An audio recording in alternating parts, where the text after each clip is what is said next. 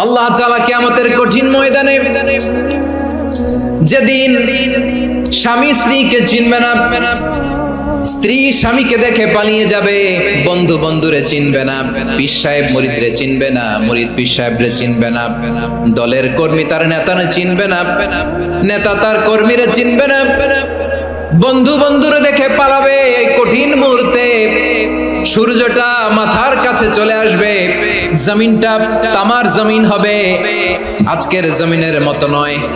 মানুষ ঘর্মাক্ত, ক্লান্ত, শ্রান্ত মাথার মগজগুলো কানের ছিদ্র আর নাকের ছিদ্র দিয়ে বেয়ে বেয়ে পড়বে। বিশ্বনবী ফরমান, কিয়ামতের ওই কঠিন ময়দানে 7 শ্রেণীর ব্যক্তিকে রব্বুল আলামিন তার আরশের নিচে ছায়া দিবেন। তার মধ্যে প্রথম শ্রেণীর ব্যক্তি হলো ইমামুন আদিল, যে ইনসাফের সাথে বিচার করে, যে জাস্টিস সমাজে সার্ভ করে, যে সুশাসন নিশ্চিত করে, ওই ইমামুন আদিল। আদিল শব্দটা বুঝছেন না? ইন্নাল্লাহা ইয়া'মুরু বিল আদল, পাইছেন? আদিল। 7 শ্রেণীর ব্যক্তিকে আল্লাহ তাআলা সুশীতল আরশের নিচে ছায়া দিবেন, যেদিন তার দেয়া ছায়া ছাড়া কোনো ছায়া থাকবে না। এর প্রথম হচ্ছে ইমামুন আদিল, ন্যায়পরায়ণ শাসক। চিল্লায় বলেন সুবহানাল্লাহ।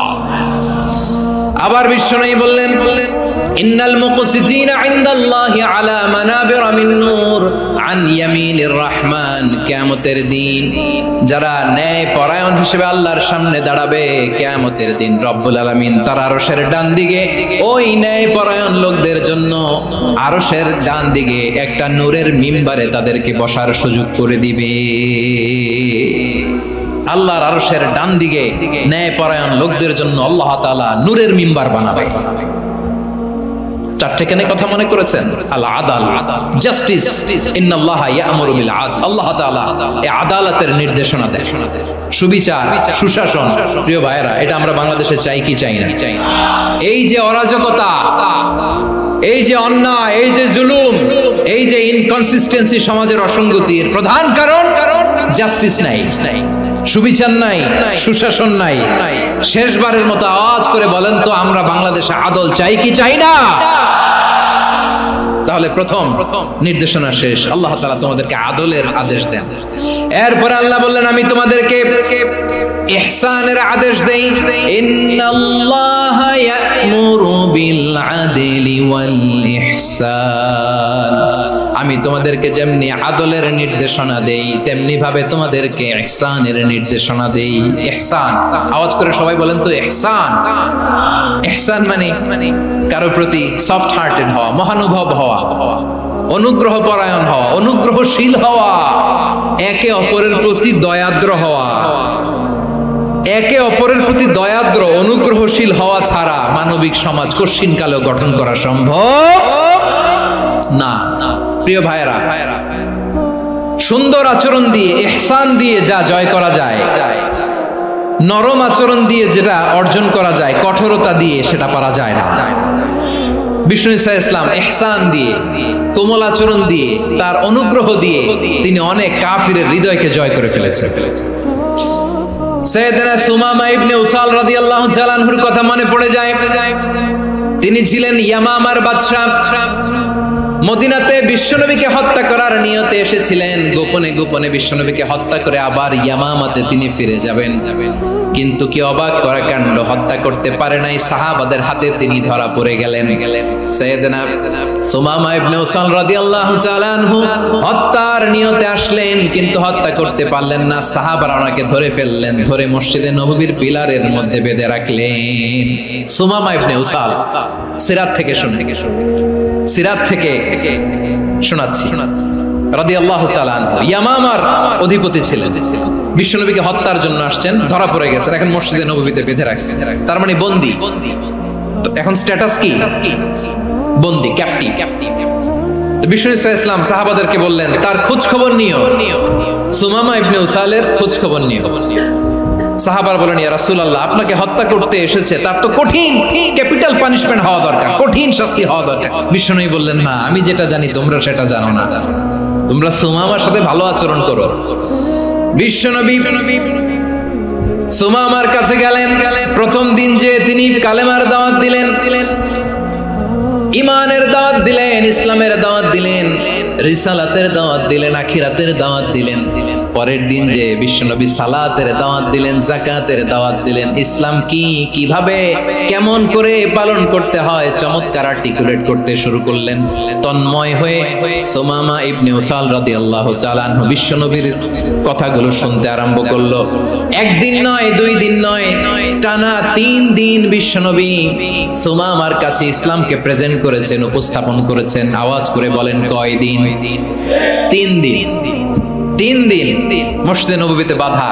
আর সাহাবীদেরকে বললেন তার খোঁজ খবর নিও, তোমরা যে রুটি বানাও এর মধ্যে সবচেয়ে ভালো আটার রুটিটা তারে দিও, সবচেয়ে রিফাইন্ড খেজুর যেটা পিওর খেজুর এটা তারে দিও। আর বিশ্বনবী নিজের ওট থেকে দুধ দহন করে ওনার বাড়ির এক কর্মচারীকে বলেছেন দুধ দহন করে সুমামার জন্য নিয়ে যেও। সুবহানাল্লাহ পড়বেন না?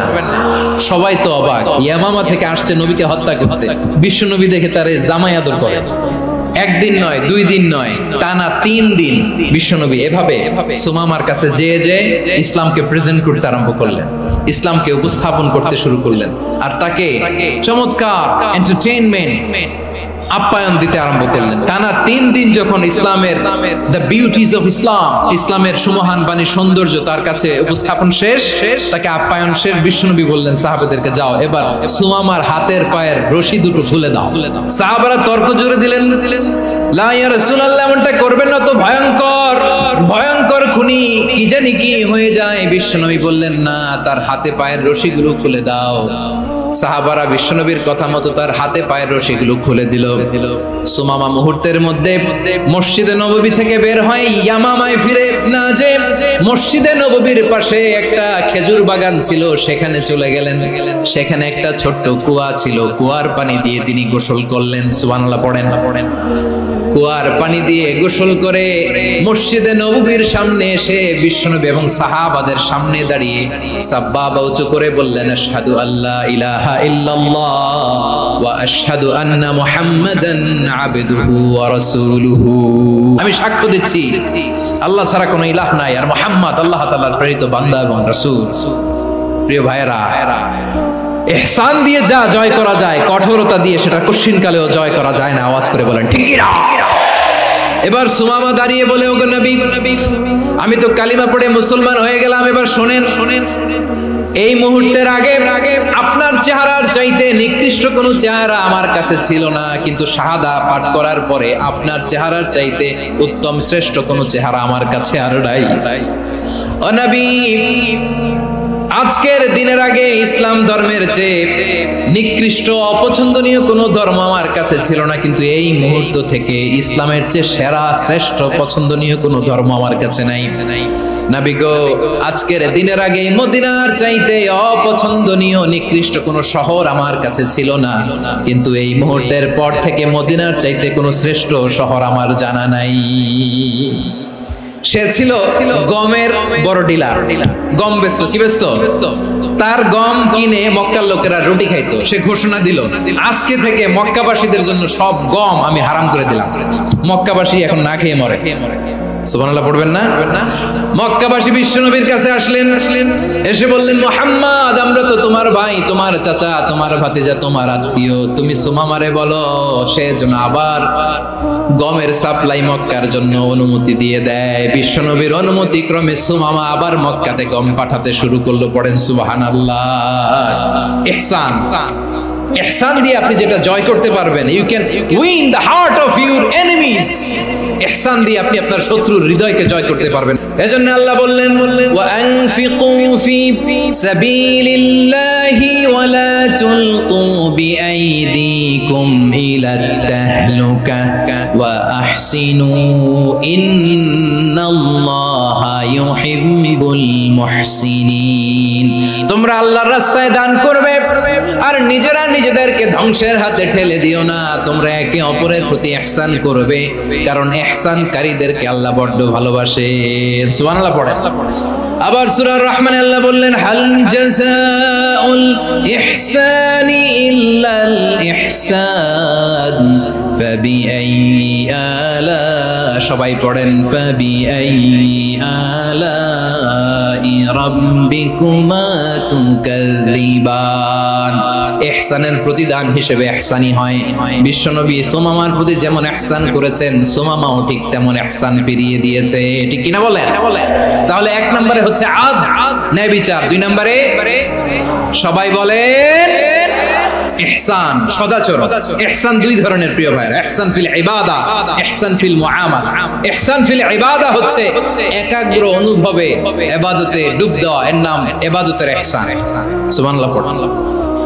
বিশ্বনবী বলেন ইহসান মানে কি জানো নাকি? হাদিসে জিবরিলে সাইয়েদনা জিবরিল আলাইহিস সালাম বিশ্বনবীকে বললেন আখবিরনি আনিল ইহসান। নবী আমাদেরকে বলেন ইহসান মানে কি? বিশ্বনবী বললেন আনতা আবুদাল্লাহা কাআন্নাকা তারাহু ফাইন লাম তাকুন তারাহু ফাইন্নাহু ইয়ারাক। ইহসান মানে হলো এমন ভাবে তুমি আল্লাহর সামনে নিজেকে উজাড় করে ইবাদত করবে, তুমি ভাববে তুমি আল্লাহকে দেখতে পাচ্ছ। আর এটা যদি ভাবা তোমার জন্য কঠিন হয়ে যায়, অন্তত এতটুকু তুমি ভাববা যে আল্লাহ তোমাকে দেখতে পাচ্ছেন। ঠিক কিনা বলেন? ও আমার বীর চট্টলার ভাইয়েরা, কেউ যেটা দেখে না সেটা দেখে কে? এই বিশ্বাস হৃদয়ের মধ্যে আছে? নামাজে যখন দাঁড়ান এই ফিলিংসটা আনা যাবে? এসা পর্যন্ত যে আমরা হায়াত পাবো কোনো গ্যারান্টি আছে? সবাই আওয়াজ করে বলেন গ্যারান্টি আছে? গ্যারান্টি নাই। এজন্য বিষ্ণু ইসলাম বলেছে এমন ভাবে নামাজে দাঁড়াও, ইবাদত করো, মনে করো হতে পারে এটাই আমার জীবনের শেষ নামাজ। পারফর্ম দ্য সালাহ as if this is your last and final prayer. এমন ভাবে সালাতে দাঁড়াও, ভাবো হতে পারে এটাই তোমার জীবনের শেষ নামাজ। এমন ভাবে নামাজে দাঁড়াও, ভাবো এটাই শেষ নামাজ। তাহলে নামাজে একাগ্রতা বাড়ায় দিবে কে? ফলে ইবাদতের ইহসান আমাদের অর্জিত হবে। আর মুআমালাতে ইহসান হলো, বিশ্বনবী বলেন ইন্নাল্লাহা তাবারাকা ওয়া তাআলা كتب الإحسان على كل شيء فإذا قتلتم فأحسنوا القتلة وإذا ذبحتم فأحسنوا الذبح وليحد أحدكم شفرته وليرح ذبيحته। ইহসান দুই ধরনের, আওয়াজ করে বলতে হবে কয় ধরনের? একটা হচ্ছে ইহসান ফিল ইবাদা, ইবাদতে ইহসান। ইবাদতে ইহসান কি? একাগ্র অনুভব দিয়ে ইবাদত করা, মন প্রাণ দিয়ে ইবাদত করা। আর মুআমালাতে ইহসান কি? সব কাজে, দৈনন্দিন কাজে, কর্মে, সামাজিক অ্যাক্টিভিটিতে কোমলতা প্রদর্শন করা, অনুগ্রহের সাথে সবকিছু করা। আল্লাহ তাআলা ইন্নাল্লাহা তাবারাকা ওয়া তাআলা কাতাবাল ইহসান আলা কুল্লি শাই, তিনি সবকিছুর ব্যাপারে ইহসানকে আবশ্যক করেছেন। সবকিছু, মুমিনের সব কাজে ইহসানের পরশ থাকবে। ওয়া ইযা কাতালতুম ফাহসিনুল কিতলা, বিষ্ণুই বলেন তুমি যখন কাউকে হত্যা করো ইহসানের সাথে করো। সুবহানাল্লাহ পড়বেন না?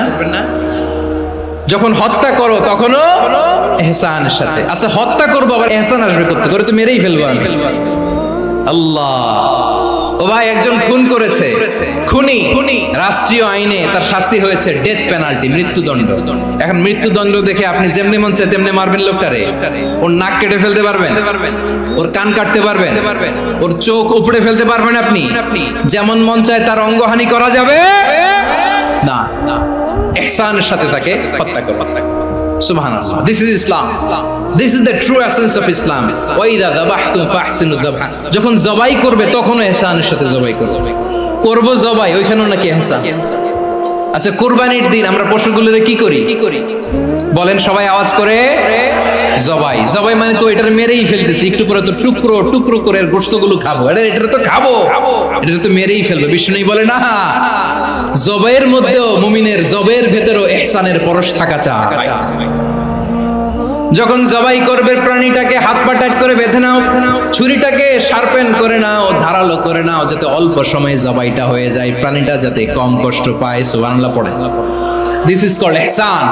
আল্লাহ তাআলা যেমনি আদলের আদেশ করেছেন, ন্যায় বিচার, জাস্টিস এনশিওর করতে বলেছেন, সমাজে ইহসানের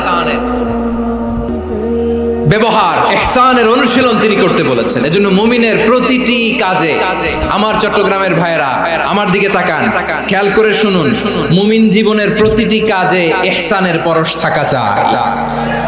আমরা যেন আমাদের পরিবারের প্রতি ইহসান করি, আমরা যেন আমাদের কর্মচারীদের প্রতি ইহসান করি, আমরা যেন আমাদের কলিগদের প্রতি ইহসান করি, আমরা যেন আমাদের ভাইদের প্রতি ইহসান করি। মুমিন জীবনের প্রতি কাজে ইহসানের পরশ থাকার দরকার আছে না নাই? কথা বুঝতে পেরেছেন? তাহলে আল্লাহ তাআলার তিনটা আদেশ ছিল, কয়টা গেল? প্রথমে কি ছিল? আদল। 2 নম্বরে, 3 নম্বরে রব্বুল আলামিন বললেন ওয়া ইতাইদিল কুরবা, নিকটাত্মীয়দেরকে দান করো। নিকট আত্মীয়দেরকে দাও, যারা তোমাদের ব্লাড কানেকশনের আত্মীয় তাদেরকে তোমরা দাও। এখানে জেনারেলি বললেন দাও, কি দিব সেটা তিনি এখানে বলেন নাই, সেটা তিনি সূরাতুল ইসরার মধ্যে বলেছেন। আল্লাহ বলেন ওয়া আতিযাল কুরবা হাক্কা, নিকট আত্মীয়দেরকে তাদের অধিকার, তাদের প্রাপ্য তোমরা বুঝিয়ে দাও। দেখেন একটা শান্তির সমাজ, একটা সমৃদ্ধ সমাজ, একটা মানবিক সমাজ গঠনের জন্য আল্লাহ তাআলা বেশি না মাত্র 3টা অর্ডার, 3টা ভার্ডিক্ট তিনি জারি করেছেন। 1 নাম্বার সুশাসন, ন্যায় বিচার। 2 নাম্বার ইহসান। 3 নাম্বার নিকটাত্মীয়, যারা কাছে তোমার ভেরি ক্লোজ রিলেশনশিপে আছে তাদেরকে দাও। দাও, দিলে বাড়িয়ে দেয় কে? অনেকে দিতে চায় না, কৃপণতা করে। দিলে বাড়ায় দেয় কে? ওমিয়া মদিনার মধ্যে সবচাইতে গরিব সাহাবী ছিল বেলাল রাদিয়াল্লাহু তাআলা আনহু। ওনার এন্টায়ার অ্যাসেট, সম্পদের পরিমাণ কতদূর জানেন? একটা লুঙ্গি। বেলাল রাদিয়াল্লাহু তাআলা আনহু, ওনার টোটাল ওয়েলথের এস্টিমেশন হচ্ছে মাত্র একটা লুঙ্গি। একটা লুঙ্গি, টোটাল ওয়েলথ এস্টিমেশন, টোটাল সম্পদের পরিমাণ বেলাল রাদিয়াল্লাহু তাআলা আনহুর কি ছিল? ওই বেলাল রাদিয়াল্লাহু তাআলা আনহুকে বিষ্ণু ইসলাম বলেছেন আনফিক ইয়া বেলাল, ও বেলাল তুমিও দাও। ওয়ালা তাখশা মিন যিল আরশি ইখলালা, আরশের অধিপতির তো কোনো ঘাটতি নাই, তুমি দিলে ওই আল্লাহ তোমারে বাড়ায় দিবে। এজন্য আমার প্রিয় ভাইয়েরা, দিলে কমে না, দিলে বাড়ে। অনেকে ধরে রাখে, নতুন কিছু নিতে পারে না, হাত দিয়ে যেটা ধরে রেখেছেন এটা দিয়ে দেন, বড় একটা ধরার সুযোগ পাবেন। জোরে বলেন ঠিক কিনা? রব্বুল আলামিন বললেন 3 নাম্বার আদেশ হলো তোমাদের প্রতি সমাজটারে কেমন করে মানবিক সমাজ, সুন্দর সমাজ গড়বা। 3 নাম্বার আদেশ হলো ওয়া আতিদাল কুরবা হাক্কা, নিকটাত্মীয়দেরকে তাদের প্রাপ্য বুঝিয়ে দাও। এই নিকটাত্মীয়দেরকে তাদের অধিকার বুঝিয়ে দেওয়া, প্রাপ্য বুঝিয়ে দেওয়াতে আমাদের গাফলতি আছে না নাই? অনেকে দেখবেন অনেক আল্লাহওয়ালা তাহাজ্জুদ গুজার, সেজদা দিতে দিতে কপালে কালো দাগ ফেলে দিছে, সে তার বোনের হকটা আদায় করে নাই। আছে না নাই? অনেক বড় হাজী সাহেব, বিশাল লম্বা দাড়ি, ছেলেরে সব দিয়ে দিছে, মেয়েরে কিছু দেয় নাই, মেয়ের হক আদায় করে নাই। আছে না নাই? এই হাজী সাহেবেরা, এই আল্লাহওয়ালারা কিয়ামতের ময়দানে আটকে যাবে। আপনি অন্যের অধিকার নষ্ট করেছেন, তাদের রাইটস কে ভায়োলেট করেছেন।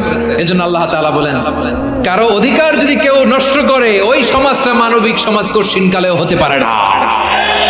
এজন্য 3 নম্বর আল্লাহ বললেন ওয়া ইতাইদিল কুরবা, নিকটাত্মীয়দেরকে দাও। কি দিবা? তাদের অধিকার দিয়ে দাও। বোনের অধিকার বুঝিয়ে দাও, মেয়ের অধিকার বুঝিয়ে দাও, ফুফুর অধিকার বুঝিয়ে দাও। দেখবেন অনেক মায়েরা ছেলের পাতে মুরগির রান দেয়, মেয়ের পাতে দেয় মুরগির ঠ্যাং। তো মেয়ের কি মুরগির রান খেতে মনে যায় না? মনে যায় না? এমনটা করা যাবে না। নিকটাত্মীয়দেরকে অধিকার দিয়ে দাও, নিকটাত্মীয়ের সাথে সুসম্পর্ক রাখো। আদেশটা কার? এজন্য প্রিয় ভাইয়েরা, জীবনে যদি বারাকা অর্জন করতে চান, নিকটাত্মীয়দের সাথে সুসম্পর্ক রাখতে হবে, তাদের জন্য উপহার পাঠাতে হবে। বিশ্বনবী বলেন লা ইয়াদখুলুল জান্নাতা কাতে, যে ব্যক্তি আত্মীয়তার সম্পর্ককে ছিন্ন করে দেয়, সে কঠিনকালেও আল্লাহর জান্নাতে ঢুকবে না। আপনি কি এটারে সহজ হাদিস মনে করছেন? এটা সহজ কথা। আপনি ভাবছেন আপনার নামাজ আপনারে বাঁচাতে পারবে, আপনার রোজা বাঁচাতে পারবে, আপনার তাহাজ্জুদ আপনারে বাঁচাতে পারবে? অধিকার নষ্ট করলে কিছুই আপনারে বাঁচাতে পারবে। এজন্য নিকট আত্মীয়দেরকে দিতে হবে বেশি বেশি। বিশ্বনবী বলেন ইন্না সাদাকাতা আলাল মিসকিনি সাদাকা ওয়া আলা যির রাহিমি ইসনাতান সাদাকাতুন ওয়া সিলা। মিসকিনরে দান করলে শুধু দানের সওয়াব হয়, নিকট আত্মীয়কে দান করলে 2টার সওয়াব হয়, সাদাকার সওয়াব হয়, আবার আত্মীয়তার বন্ধন অটুট রাখার সওয়াব হয়ে যায়।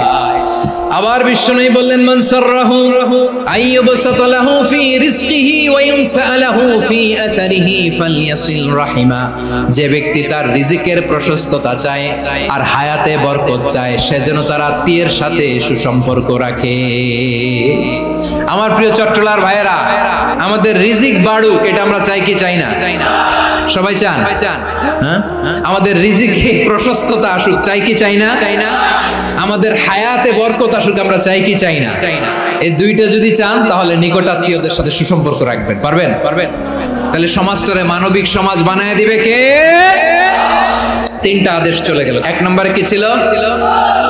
2 নম্বরে, 3 নম্বরে নিকট আত্মীয়দেরকে দান।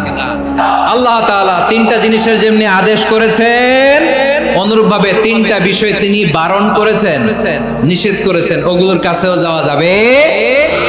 রাব্বুল আলামিন বলেন ওয়ায়ানহা আনিল ফাহশাই ওয়াল মুনকারি ওয়াল বাগি, আমি যেমনি তিনটি বিষয়ে আদেশ করলাম অনুরূপ ভাবে তিনটি বিষয়ে বারণ করলাম, নিষেধ করলাম। আমার 1 নাম্বার নিষেধাজ্ঞা হলো অশ্লীলতার প্রতি। ফাহশা ওয়ায়ানহা আনিল ফাহশা, আল্লাহ তাআলা অশ্লীলতাকে নিষেধ করেছেন। কোন জিনিসকে? সবাই বলুন কোন জিনিসকে? যত ধরনের, যত টাইপের, যত ক্যাটাগরির অশ্লীলতা হতে পারে সব অশ্লীলতাকে হারাম করেছেন কে? ফাহশা মানে কি? কথায়, কাজে, আচরণে, কমেন্ট, ফেসবুকের কমেন্টসে যত ধরনের নোংরামো আছে, যত ধরনের অশ্লীলতা আছে এটাকে আরবিতে বলে ফাহশা। রাব্বুল আলামিন বলেন কুল ইন্নামা হারামা রাব্বিয়াল ফাওয়াহিশা মা যাহারা মিনহা ওয়া মা বাতান, ও নবী আপনি বলে দেন আমার রব প্রকাশ্য অপ্রকাশ্য, স্পষ্ট কিংবা অস্পষ্ট, দৃশ্যমান কিংবা অদৃশ্যমান সব অশ্লীলতাকে হারাম করেছেন। সব ধরনের অশ্লীলতা হারাম। আল্লাহ তাআলা আমাদেরকে অশ্লীলতা থেকে বাঁচাবে। এবার বলেন আমাদের সমাজে অশ্লীলতা আছে না নাই? অশ্লীলতা নানা ভাবে, নানা নামে, নানা মোড়কে আমাদের সমাজে আছে না নাই?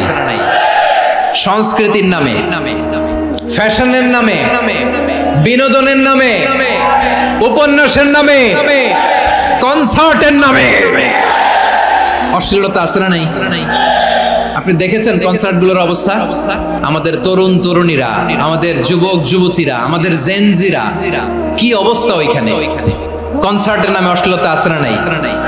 ছেলে মেয়ে একে অপরকে জড়ায় ধরতেছে, একে অপরকে চুমু খাচ্ছে প্রকাশ্যে, দিবালোকে, গণমানুষের সামনে।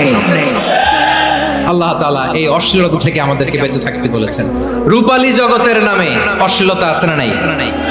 এই টার্মটা আপনারা জানেন না? রূপালী জগৎ কি জগৎ? আসলে কি রূপালী জগৎ না অন্ধকার জগৎ? আমার বোনেরা আপনাদেরকে যে কি বলে তারা বুঝায়, রূপালী জগৎ শুনেই আপনি ভরকে যাবেন না। রূপালী জগতে যে নারী যত বেশি উলঙ্গ সে নাকি তত বেশি সাহসী। জানেন? বলে এটা একটা সাহসী নারী, খুব সাহসী পদক্ষেপ তার। যত বেশি শরীর থেকে কাপড় নামাতে পারবে, যত বেশি বস্ত্রহীন হয়ে নিজেকে প্রেজেন্ট করতে পারবে সে নাকি তত বেশি সাহসী। আমার চট্টলার ভাইয়েরা, শয়তানের প্রথমে এজেন্ডা ছিল বনি আদমকে বস্ত্রহীন করা। সে আদম এবং হাওয়া আলাইহিস সালামকে নিষিদ্ধ গাছের ফল খাইয়ে তাদেরকে বস্ত্রহীন করেছে। এই জামিনেও সে আমাদেরকে বস্ত্রহীন করতে চাইবে। এই রূপালী জগতের নামে তারা এটা করে। আমার প্রিয় বোনেরা, আপনি জানেন না আপনার দাম কত? ওরা আপনাদেরকে বিজ্ঞাপনের সস্তা পণ্য বানাতে চায়। ওরা আপনাদেরকে ওদের ভোগের লিপসার টুলস বানাতে চায়। ওরা আপনাদেরকে দিয়ে ওদের খায়েশ পূরণ করতে চায়। এটা আপনাদের জন্য মোটেও ডিগনিটি নয়, এটা আপনাদের জন্য সম্মান নয়। আপনার সম্মান শালীনতায়, আপনার সম্মান হেজাবে, আপনার সম্মান ভদ্রতায়, আপনার সম্মান আপনার ডিসেন্ট পোশাকে। পোশাক বলে দেয় এই নারীটা ভদ্র না অভদ্র। পোশাক বলে দেয় এই মেয়েটা কোন ঘরের মেয়ে। আপনি জানেন না আপনারা সস্তা পণ্য বানায়, ভোগের পণ্য, বিলবোর্ডে আপনাকে উলঙ্গ করে উপস্থাপন করে। এই অশ্লীলতার সাথে ইসলামের কোনো সম্পর্ক এজন্য আল্লাহ বলেন আমি অশ্লীলতাকে হারাম করেছি। অশ্লীলতাকে হারাম করার প্রথম কারণ হলো এর মাধ্যমে মানবতাকে অপমানিত করা হয়। কারণ মানুষের সম্মান মানুষের পোশাকে। মানুষ যখন পোশাকহীন হয়ে যায়, বস্ত্রহীন হয়ে যায়, তার সম্মান কমে যায়, ঠিক কিনা? অশ্লীলতাকে হারাম করার প্রথম কারণ হচ্ছে মানুষ মানুষকে অপমান করে। একটা নারী, সে তো সম্মানিত, নারী যে কত সম্মানিত নারীর এটা বুঝেই নাই। বিশ্বনবী বলেন আদ-দুনিয়া কুল্লুহা মাতা ওয়া খায়রু মাতা'আদ দুনিয়া আল মারাতুস সালিহা। আমার বোনেরা, 5টা প্যান্ডেলে আপনারা এলইডিতে আমার আলোচনা শুনছেন, আমি জানি। আপনাদের এই গর্ভ যে কত দামি আপনি জানেন না। আপনার পেট থেকেই আসবে আগামী দিনের সালাহুদ্দিন আল আইয়ুবী। আপনার পেট থেকেই আসবে অনাগত দিনের ইমাম মাহদী আল মুনতাযর। আপনার পেট থেকেই আসবে অনাগত দিনের ফয়সাল, ওয়াসিম, মুগ্ধ, আবু সাইদের মতো বীর যোদ্ধা। আমার প্রিয় বোনেরা, আমার প্রিয় বোনেরা, বিশ্বনবীর কথার ওজন খেয়াল করেন। আর দুনিয়া কুল্লুহা মাতা ওয়া খায়রু মাতা'আদ দুনিয়া আল মারাতুস সালিহা। দুনিয়ার সবকিছুই অ্যাসেট, এর মধ্যে সবচেয়ে দামি অ্যাসেট নেককার নারী। আপনার গর্ভ যে কত দামি আপনি জানেন না। নিজের সময়টাকে কাজে লাগান, কোরআন পড়েন, সুন্নাহ পড়েন। আপনার অনেক দায়িত্ব ঘরে। You are the MD of your family. একটা family it's a very big institution. পরিবার একটা অনেক বড় প্রতিষ্ঠান। And you are the MD of your institution. আপনি এই পরিবারের MD, managing director of your family. এখানে আপনার কত দায়িত্ব। আপনি ছেলে মেয়েদেরকে তারবিয়া করবেন, আপনি আপনার স্বামীর জন্য ঘরটার জান্নাতের নীর বানাবেন, আপনার জন্য জান্নাতের ডুপ্লেক্স বাড়ি ওইখানে তৈরি করে রাখবে কে? আপনি যে কত দামি আপনি জানেন না। নারীদেরকে আল্লাহ বানিয়েছেন উচ্চতর করে, নিম্নতর নয়। নারীদেরকে ছোট্ট জিনিস দিলে এটার বড় করে দেয়। নারীদেরকে ভ্রূণ দিলে, শুক্রাণু দিলে নারী এটারে বাচ্চা হিসেবে উপহার দেয়, ঠিক কিনা? বিয়ের মাধ্যমে স্বামী যখন তার শুক্রাণু তার স্ত্রীকে উপহার দেয়, স্ত্রী রিটার্নে কি উপহার দেয়? ফুল ফর্ম বেবি, মানব সন্তান। দেখছেন, আপনি দিলেন একটুকুনি, দিছে বিশাল। আপনি যদি নারীকে বাজার এনে দেন, নারী এটাকে সুস্বাদু খাবারে রূপান্তর করে দেয়। আপনি তাকে একটা মুচকি হাসি দিয়ে দেন, সে তার কলিজা দিয়ে দেয়। কিন্তু যদি আপনি তার মনে কষ্ট দেন, সে আপনার জীবনকে জাহান্নাম বানায়া দেয়। নারীর মন বুঝতে পারলে নেয়ামত, বুঝতে না পারলে কিয়ামত। আমার প্রিয় বোনেরা, আপনি যে কত দামি আপনি জানেন না। অনেক দামি আপনি। আপনাদেরকে যেন ভোগের সস্তা পণ্য বানাতে না পারে, আপনাদেরকে সচেতন থাকতে হবে। তাহলে কেন আল্লাহ তাআলা এই ফাহশা অশ্লীলতাকে হারাম করলেন? 1 নাম্বার, এতে হিউম্যান ডিগনিটি কমে। 2 নাম্বার, এতে মানুষের অধিকার নষ্ট হয়। আপনি বিয়ে করেছেন, এরে পরকিয়া করেন, ওর সাথে এরকম আছে না নাই? স্ত্রীর অধিকার নষ্ট করেছেন। আপনি বিবাহ সম্পর্কে আবদ্ধ হয়েছেন তার সাথে, আপনি পরকিয়া করেন ওই ছেলের সাথে, আপনি আপনার হাজবেন্ডের সাথে বিট্রে করেছেন। এজন্য আল্লাহ অশ্লীলতাকে হারাম করেছেন। অশ্লীলতাকে হারাম করার আরেকটা কারণ হচ্ছে আল্লাহ তাআলা এই হিউম্যান জেনারেশনকে এটাকে প্রিজার্ভ করতে চায়। হিফজুন নাসল, এটা মাকাসিদুশ শরিয়ার অনেক গুরুত্বপূর্ণ একটা মাকাসিদ, অনেক গুরুত্বপূর্ণ। আপনার নাসল, আপনার জেনারেশনকে সংরক্ষণ করা। এই যে আসতেছে ফেব্রুয়ারি, কত ফেব্রুয়ারি জানো? এটা কি বিশ্ব ভালোবাসা দিবস? হ্যাঁ, কি দিবস? এই বিশ্ব ভালোবাসা দিবসের সাথে মুসলমানদের কোনো সম্পর্ক নাই। আমার প্রিয় ভাইরা, এই যে আপনি অবৈধ সম্পর্কে জড়ালেন, কেন আল্লাহ অশ্লীলতাকে হারাম করেছে দেখেন। বলতেছিলাম যে এটা আপনার নাসল, আপনার জেনারেশন, আপনার লিনিয়েজ, আপনার বংশকে প্রিজার্ভ করা। কে কার বাবা, কে কার মা, বাবা মা জানা, প্রজন্মকে প্রিজার্ভ করা, এটা ইসলাম ওয়াজিব করে দিয়েছে। এই যে অবৈধ সম্পর্কের কারণে, বিশ্ব বেহায়া দিবসের কারণে, এগুলোর আউটকাম, আউটপুট হিসেবে মাঝে মাঝে এই ঢাকা মেডিকেলের ডাস্টবিনে নবজাতকের বাচ্চার কান্নার আওয়াজ শুনতে পাওয়া যায়। চট্টগ্রাম মেডিকেলের ডাস্টবিনে নবজাতকের কান্না শুনতে পাওয়া যায়। বীর চট্টলার মুসলমানেরা বুঝতে পারলে আওয়াজ করে বলেন, এই যে চট্টগ্রাম মেডিকেলে যে নবজাতকটা পাওয়া গেল, ওর বাবাকে আমাকে বলেন, ওর মাকে, ও কোন ফ্যামিলির সন্তান কেউ জানে? আপনি হিউম্যান ডিগনিটিকে অপমান করেছেন না?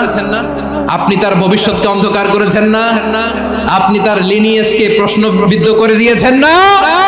এই জন্য আল্লাহ তাআলা অশ্লীলতাকে আমাদের জন্য হারাম করে দিয়েছেন। পড়েন সুবহানাল্লাহ।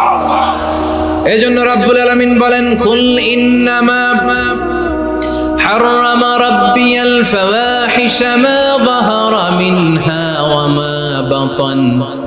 প্রকাশ্য অপ্রকাশ্য সব অশ্লীলতাকে হারাম ঘোষণা করে দিয়েছে কে?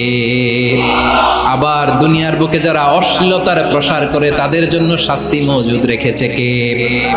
রব্বুল আলামিন বলেন, ইন্নাল্লাযীনা ইউহিব্বুনা আন তাশিআল ফাহিশাতু ফিল্লাযীনা আমানু লাহুম আযাবুন আলীমুন ফিদ দুনিয়া ওয়াল আখিরাতি ওয়াল্লাহু ইয়ালামু ওয়া আনতুম লা তা'লামুন।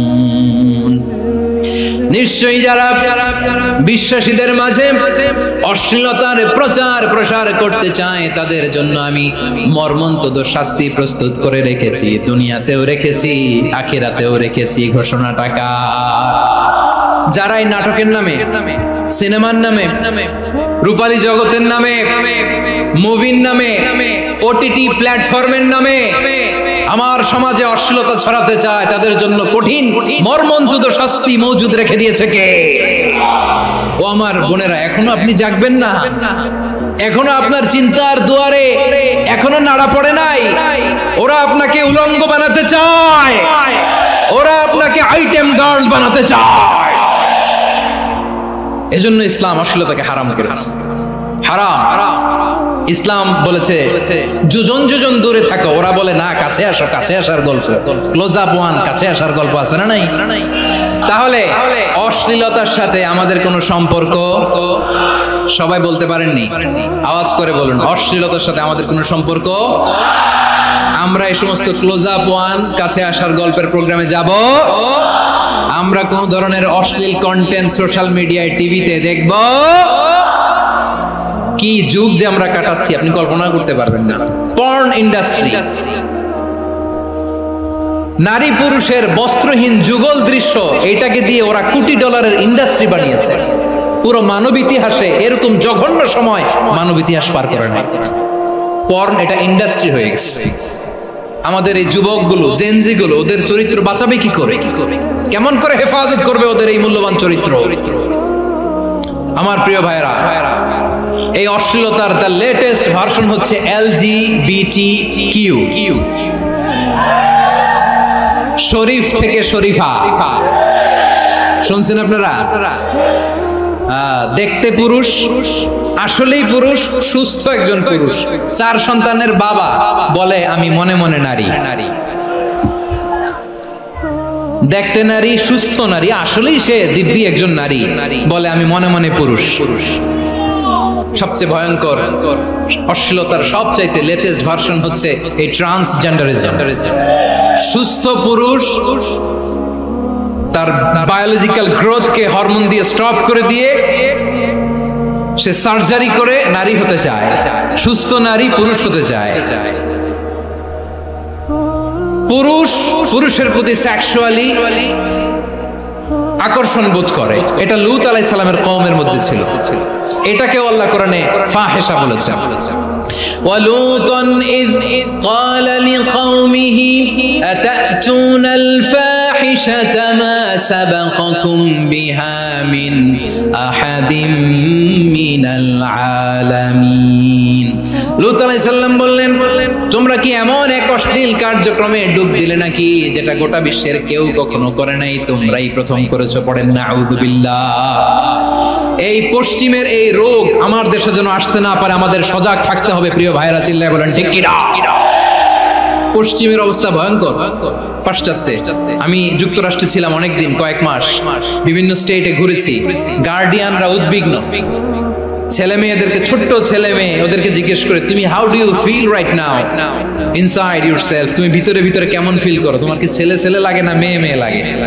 আচ্ছা বলেন, এই ছোট্ট বাচ্চাটা ওকে এগুলো জেন্ডার অ্যাসাইনমেন্ট বলতে এগুলো কিছু বুঝে? এইভাবে মিসগাইড করা হচ্ছে। কৌতূহল বশত ছোট্ট ছেলে যদি বলে আমার তো মেয়ে মেয়ে লাগে, তখন বলে যে না তুমি মেয়ে, ছেলে না। মা বাবা বাধা দিলে ওকে আলাদা গভর্নমেন্ট হাউসে নিয়ে যায়। ভয়ঙ্করতম অবস্থা। আমরা একটা সময় শুনতাম যে হুজুর আমার ছেলেটা খুব ভালো, হাফেজে কোরআন, আল্লাহওয়ালা। হুজুর আমার ছেলে দাড়ি রাখছে, আল্লাহওয়ালা। হুজুর আমার ছেলে 5 ওয়াক্ত সালাত জামাতের সাথে পড়ে, তার মানে আল্লাহওয়ালা। পশ্চিমে যে আমি কি শুনছি জানেন? ওরা বলে হুজুর আমার ছেলেটা ইউনিভার্সিটির একটা মেয়ের সাথে প্রেম করে, ও খুব আল্লাহওয়ালা, হুজুর দোয়া করবেন। এর কারণ ওদের কাছে আল্লাহওয়ালার ক্রাইটেরিয়া হচ্ছে হুজুর আমার ছেলেটা আরেক ছেলের পছন্দ করে নাই, আমার মেয়েটা আরেক মেয়েকে ভালোবাসে নাই, এজন্য আমার ছেলেটা আল্লাহওয়ালা, হুজুর ওর জন্য একটু দোয়া করে দিয়ে। কি চ্যালেঞ্জ ওরা ফেস করতেছে। ওনার ছেলে যে আরেক ছেলেরে বিয়ে করবে না, এটাতেই উনি খুশি যে আলহামদুলিল্লাহ আমার ছেলেটা একটা মেয়েরে ভালোবাসে, আমার মেয়েটা একটা ছেলেরে ভালোবাসে, মানে এটা খুব আল্লাহওয়ালা। নাউজুবিল্লাহ পড়তে পারলেন না? এজন্য অশ্লীলতার সাথে আমাদের কোন সম্পর্ক। রব্বুল আলামিন বলেন ওয়ায়ানহা আনিল ফাহশাই ওয়াল মুনকারি ওয়াল বাগি, তিনটা জিনিসকে আমি নিষিদ্ধ করলাম। এক নাম্বার হলো ফাহশা, অশ্লীলতা। 2 নম্বরে হলো মুনকার, সমস্ত মন্দ কাজ। মুনকার মানে হচ্ছে যত মন্দ কাজ, খারাপ কাজ, বাজে কাজ, এটার বলে মুনকার। এটার কি বলে?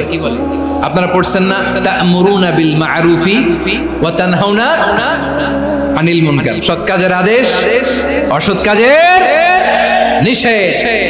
মুনকার, মুনকার হচ্ছে মানুষের স্বাভাবিক বিবেক বোধ যেটাকে খারাপ বলে, ওইটাই মুনকার। পৃথিবীর সব আসমানি গ্রন্থ যেটাকে খারাপ বলেছে, মানুষের স্বাভাবিক বিবেক বোধ যেটাকে খারাপ বলেছে, এগুলো সব মুনকার। যেমন ইফতিজিং, এটা কি ভালো না খারাপ? মজুদদারি, খাদ্যে ভেজাল দেওয়া, ওজনে কম দেওয়া, মাছে ফরমালিন মিশানো, চাঁদাবাজি, টেন্ডারবাজি, দখলবাজি, এগুলো আমাদের স্বাভাবিক বিবেকেই বলে এগুলো খারাপ, এগুলো হচ্ছে মুনকার। আল্লাহ তাআলা এই মুনকার থেকে আমাদেরকে বেঁচে থাকতে বলেন, আর শয়তান এই মুনকারের প্রতি আমাদেরকে উদ্বুদ্ধ করে। আল্লাহ তাআলা বললেন ইয়া আইয়ুহাল্লাযীনা আমানু লা তাত্তাবিউ খুতুওয়াতিশ শাইতান ওয়া মান ইয়াত্তাবি' খুতুওয়াতিশ শাইতানি ফাইন্নাহু ইয়া'মুরু বিল ফাহশাই ওয়াল মুনকার। আল্লাহ বললেন আমার গোলামেরা শোনো শোনো, ও আমার বিশ্বাসী বান্দারা খবরদার, তোমরা কশিনকালেও শয়তানের পদাঙ্ক অনুসরণ করবে না, কারণ শয়তান তোমাদেরকে অশ্লীলতা এবং মন্দ কাজের দিকে উদ্বুদ্ধ করে।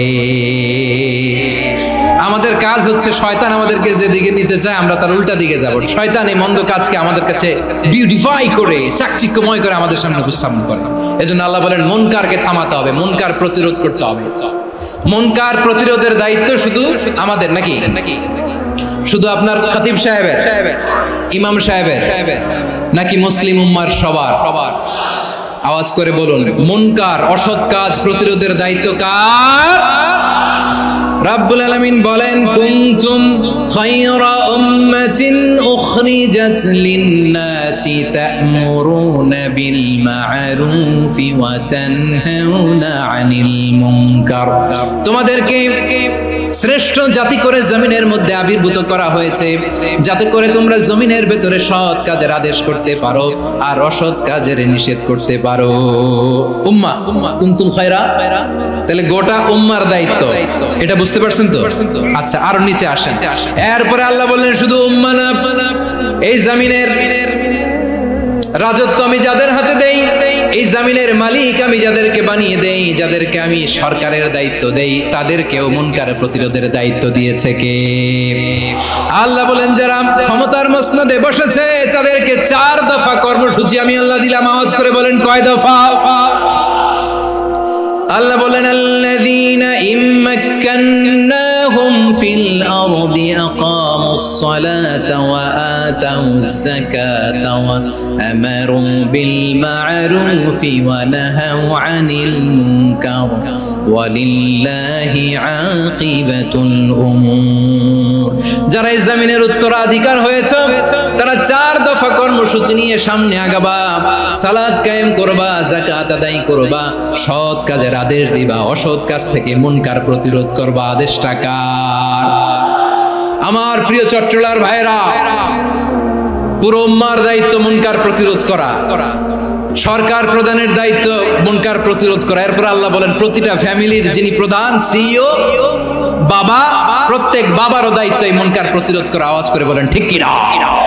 যেমনটি সাইয়েদনা লোকমান আলাইহিস সালাম ওনার কলিজার টুকরা সন্তানকে আদেশ করেছেন, ইয়া বুনাইয়া আকিমিস সালাতা ওয়া'মুর বিল মা'রুফি ওয়ানহা আনিল মুনকার। পড়েন সুবহানাল্লাহ। বাবা ছেলেকে সবক দিচ্ছে। লোকমান আলাইহিস সালাম ছেলেকে বলতেছে, ওরে আমার কলিজার টুকরা সন্তান, ওরে আমার বাছা, নামাজ কায়েম করবা, সৎ কাজের আদেশ দিবা, আর মুনকার প্রতিরোধ করবা, অসৎ কাজ, সমাজ থেকে খারাপ কাজকে ঝেঁটে বিদায় করে দিবা। তাহলে দেখেন আমি স্টেপ বাই স্টেপ নামলাম। পুরা উম্মার দায়িত্ব, জমিনের উত্তরাধিকারী আল্লাহ যাদেরকে বানিয়েছেন সরকার, তাদের দায়িত্ব, প্রতিটি ফ্যামিলির প্রধানের দায়িত্ব, এরপরে বিশ্বনবী বলেন সচেতন প্রতিটি মুসলিমের দায়িত্ব সমাজ থেকে মুনকারকে উৎখাত করা। বিশ্বনবী বলেছেন, মান রাআ মিনকুম মুনকারান ফালিয়ুগাইয়িরহু বিয়াদিহি ফাইন লাম ইয়াস্তাতি ফাবিলিসানিহি ওয়া ইন লাম ইয়াস্তাতি ফাবিকলবিহি ওয়া যালিকা আযআফুল ঈমান। সমাজে যে মুনকার দেখবে, খারাপ কাজ দেখবে, সেজন্য হাত দিয়ে সেটাকে থামায়। আমার প্রিয় ভাইরা, না থামালে আমরাই ডুববো শেষমেশ। আমাদের বাঁচার জন্য হলেও থামাইতে হবে।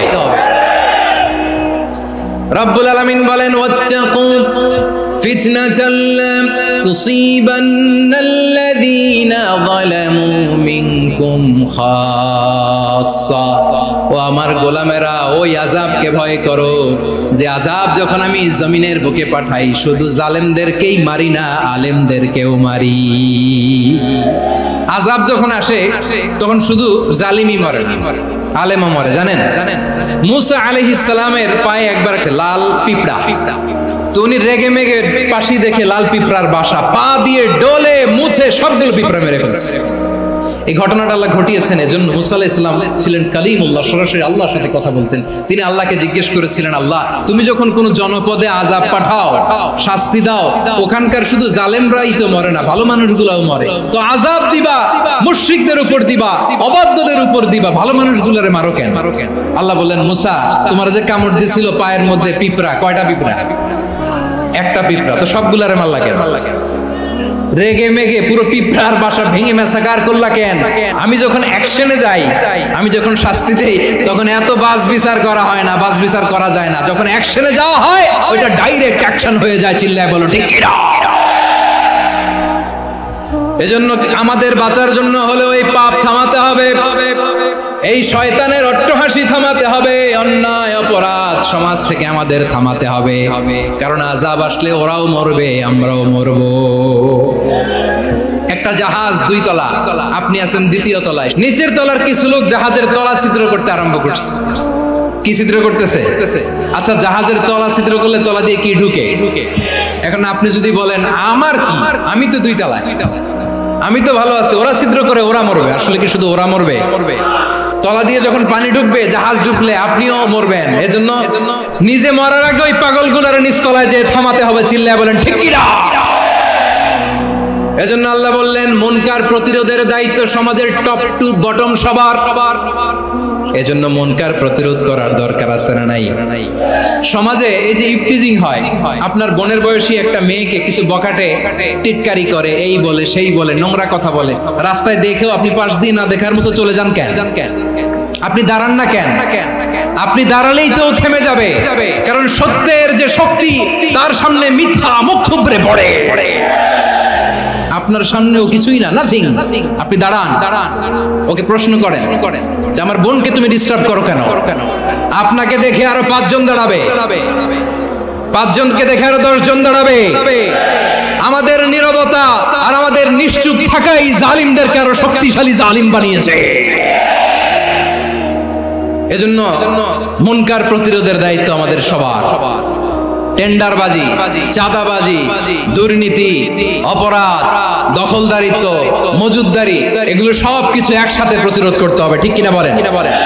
একটা মানবিক সমাজ যদি চাই, প্রতিরোধ করতে হবে। প্রিয় ভাইয়েরা, আল্লাহর শপথ নিয়ে বলি, এই নাসিহাতগুলো সবার জন্য, সব দলের জন্য, সব মতের মানুষের জন্য।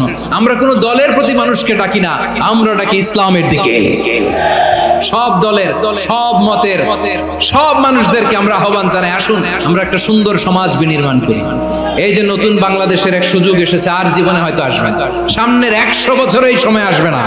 আসুন দেশটাকে আমরা সাজাই, আসুন আমরা দুর্নীতি বন্ধ করি, আসুন আমরা চাঁদাবাজি বন্ধ করি, আসুন আমরা দখলদারিত্ব বন্ধ করি, আসুন আমরা এক দল আরেক দলকে নিশ্চিহ্ন করার যে রাজনীতি এটা বন্ধ করি।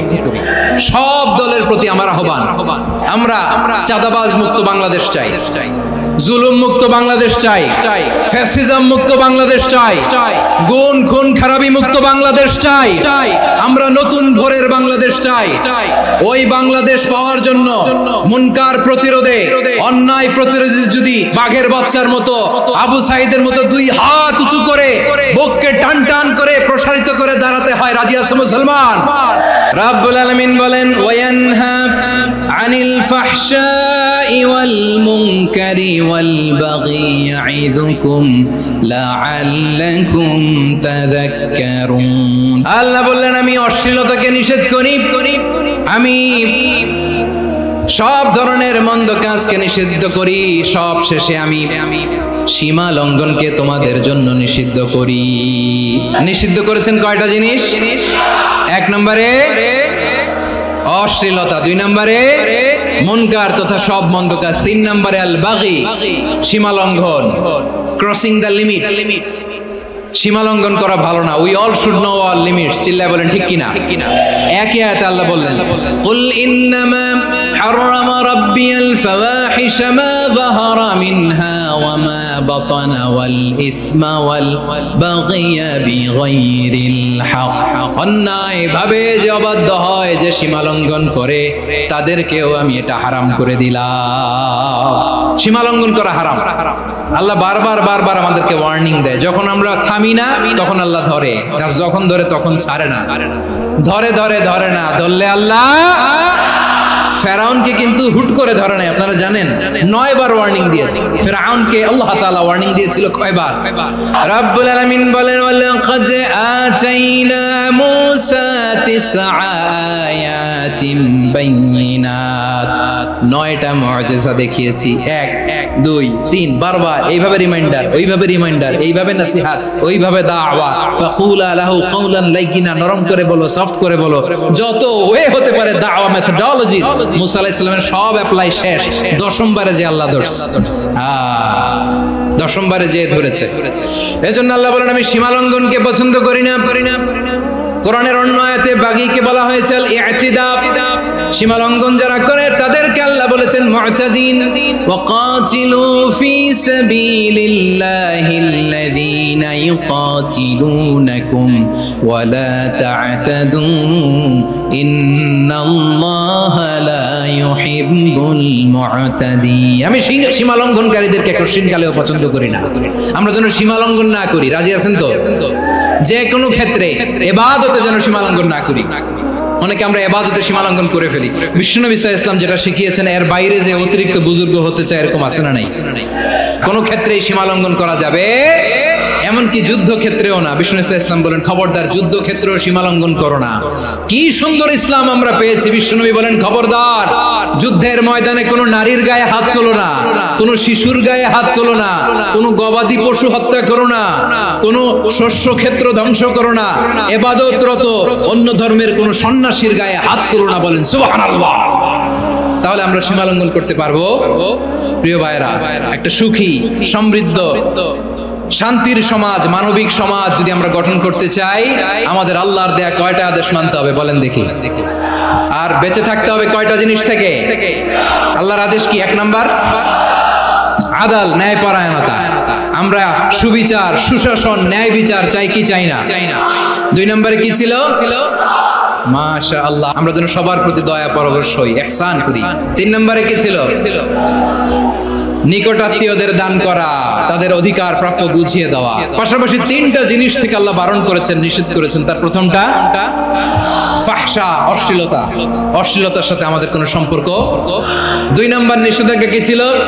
আল মুনকার, সমাজের যত মন্দ কাজ এগুলোকে আমরা প্রতিরোধ করব। রাজি আছেন তো সবাই? 3 নম্বরে আল বাগী, সীমালঙ্ঘন কোন মুসলিম সীমালঙ্ঘন করে না। রাব্বুল আলামিন শেষে বললেন ইয়াইদুকুম লাআল্লাকুম তাযাক্কারুন, আল্লাহ তোমাদেরকে উপদেশ দেন যাতে তোমরা শিক্ষা গ্রহণ করো। আমরা উপদেশ দেব, আমরা জোর করে কাউকে কিছু মানাতে চাই না। লা ইকরাহা ফিদ্দিন ওয়া যাক্কির ফা ইন্না যিকরা তানফাউল মুমিনিন, উপদেশ দিলে এটা মুমিনদের কাজে দেয়। লাস্তা আলাইহিম বিমুসাইতির ইন্নামা আনতা মুযাক্কির, নবী হে আপনি রিমাইন্ডার দাতা, আপনি উপদেশ দিবেন। আমরাও বিশ্বনবীর এই হাদিসগুলো থেকে, কোরআনের আয়াত থেকে রিমাইন্ডার, এই কথামালা বাণী বাহক হিসেবে এই বাণীগুলো আপনাদের সাথে কাছে পৌঁছে দিলাম। আমরা আল্লাহ তাআলার কাছে প্রার্থনা করি, আল্লাহ আমরা যেন আদল দিয়ে আমাদের সমাজকে গঠন করতে পারি। আল্লাহ আমরা যেন ইহসান করতে পারি, আমরা যেন নিকটাত্মীয়দের দান করতে পারি। আল্লাহ যত ধরনের অশ্লীলতা, অনাচার, মন্দ কাজ, সীমালঙ্ঘন, অবাধ্যতা থেকে যেন আমরা বেঁচে থাকতে পারি। আল্লাহ তাআলা আমাদের সবাইকে কথাগুলো বুঝার ও আমল করার তৌফিক দান করুক। হাযা মা ইনদি ওয়াল ইলমু ইনদাল্লাহ আলাইহি তাওয়াক্কালতু ওয়া ইলাইহি উনীব। সুবহানাকাল্লাহুম্মা বিহামদিকা আশহাদু আল্লা ইলাহা ইল্লা আনতা আস্তাগফিরুকা ওয়া আতুবু ইলাইক।